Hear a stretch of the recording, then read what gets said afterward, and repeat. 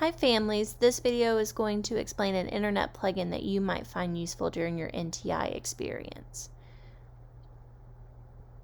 Internet plugins are things that you can download from the internet and install in your internet browsers, whether you use Safari, Google Chrome, or Internet Explorer. And once you have downloaded it into your web browser, you will see the little icon. It's a purple puzzle piece with an RW. The extension is called Read and Write, and what it does is once you activate it, it will read the text on a web page out loud through your computer speakers.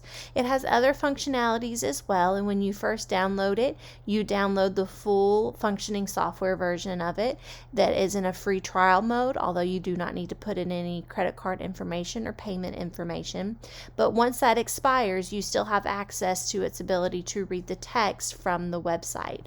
So very quickly, I just wanted to kind of show you how it worked. So when you get to your website, including our Google Classroom, you can click on it to bring up the toolbar that has all the different features you can use.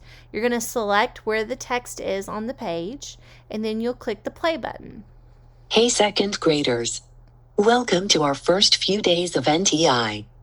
Click on classwork at the top of the page to see and complete your assignments each day. This is our class stream.